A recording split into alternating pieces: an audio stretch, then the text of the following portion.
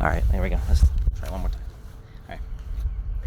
Good afternoon, everybody. Welcome to another edition of First and 10 with Dan and Ken. Dan Pearson, Ken Jackson from the Osceola News-Gazette.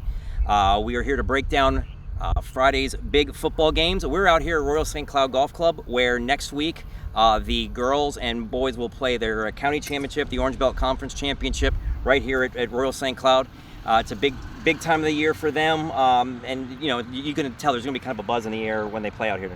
There really is, and it starts with this OBC championship, which is essentially the county championship for the high schools, public high schools in the county. And it is such a big deal for these kids because they're playing against kids they play against every week during the season. And there's always that bragging rights thing that the kids just love about finishing in the top 7 in the tournament and earning all county honors. There you go. So that's next week. But first, football. Friday. Some high stakes games here, big district games. We'll start right over to our west, over on Thacker Avenue. Dr. Phillips, not having a Dr. Phillips year. They're coming, calling on Osceola in a game that'll be pretty much an elimination game for Dr. Phillips, and a win for Osceola sets them up to possibly win the district championship next week at West Orange.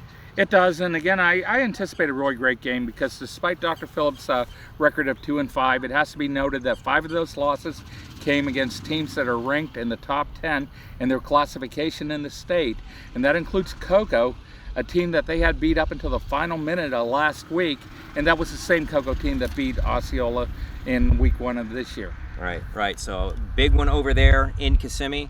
Another big one will be in Melbourne. Harmony will head to the coast. The Longhorns, after a big win last week over Liberty, Tyler Emmons, another 5 touchdowns. It puts him tied for the state league with 17 rushing touchdowns. They're going to go to Melbourne, which is probably, as far as the district and the playoffs, an elimination game for both of them. Right, they both come in with 4-2 records. Melbourne does have that, is undefeated in districts, but they haven't played the era yet. Whereas our Harmony has 1 loss in districts, but that was to them. So really, you feel good if you finish second in the districts and have a decent record of getting into the playoffs. But if you have 3 losses, it becomes kind of shaky. Yeah, it becomes dicey there. I know Harmony, Melbourne look a lot alike. Ball control offenses, pretty good defenses. So we'll see how that shakes out over there. I mentioned Liberty. They picked up a win Tuesday. They got their 3rd win of the year over Melbourne Central Catholic this week. Makeup game. You know, really at 3-3 compared to what they had coming in the beginning of the year, you kind of wonder whether they were going to have a successful season or not. But Coach Brett Monroe has those kids playing well. They have them believing in themselves, even though he is playing a lot of young kids. But so far, so good. In this game on against Melbourne Catholic on Tuesday night, Jeremiah Pierre-Louis, their sophomore quarterback, 2 rushing touchdowns, one passing. Carvella Scott had 100 yards rushing and another touchdown run. That's back-to-back 100-yard games for him. And then Nelson Tillis, 3 interceptions.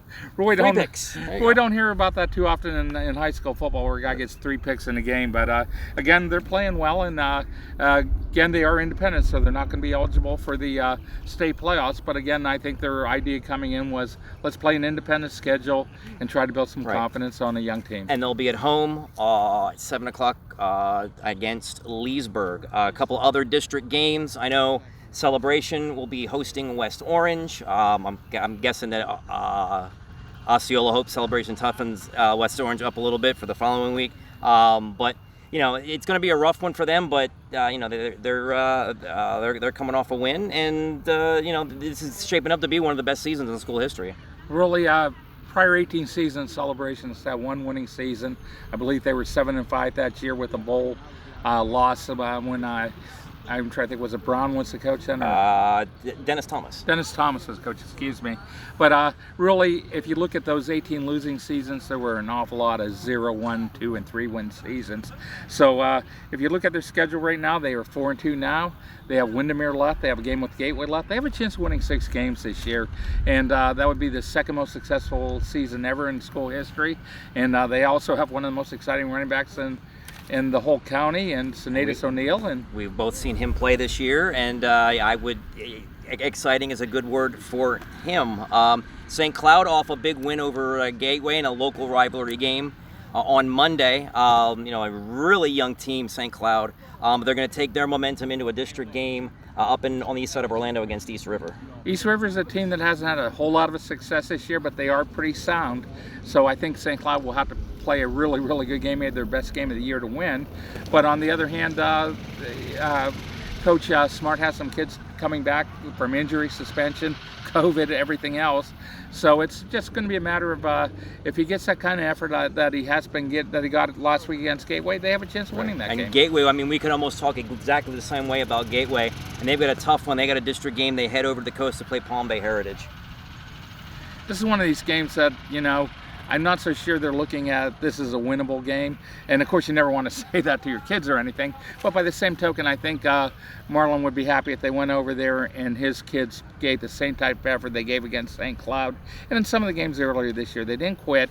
They're a young team. They've been making some mistakes on offense that have cost them dearly, including last week where they didn't really move the ball all that well. But their defense played well enough to win that St. Cloud game. They forced 5 turnovers. That's good.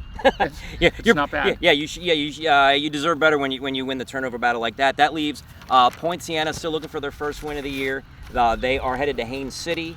Who knows? The Poinciana's a team that needs a win. We'll see if they go down and get it. Yeah, and again, that's a case of a very, very young team. I think their coach Randy Beacon has not been overly pleased with some of the mistakes they have made on both offense and defense. But by the same token, again, you're playing a team that traditionally has been just an average team through the years. Now they're 4-2 this year, so they may have a little bit of something. Yeah. But it's going to be a case where Poinciana has been struggling this year, and it would be great to see their kids pick up a win. Gotcha. And that leaves Tohopa Caliga is actually playing Thursday. They're playing a district game. It's 8A5, and they draw Boone. Tough team from Orlando. And again, that's another team that has struggled this year for a variety of reasons. You can just list them all. The COVID tracing, heck, their head coach has missed 2 games because of COVID tracing. They had a lot of kids that transferred out of the program, and then they graduated a lot of very talented kids. So again, they're a very young team, and they're trying to find their way. They have won a couple of games this year. I think Coach Higgins would have liked to have won a couple more, but again, it's a situation where they got a tough draw this week, and it's just a matter of survival and see what happens afterwards. Gotcha. So that wraps it up. 8 games, 8 teams. That's we're going to be busy Friday night and into Monday morning tracking all this stuff, but we will be back with you again next week. Thanks for joining us. Again, this is Dan Pearson. I'm Ken Jackson. It's been First and 10 with Dan and Ken. Go enjoy a game this week, and we'll catch you next week.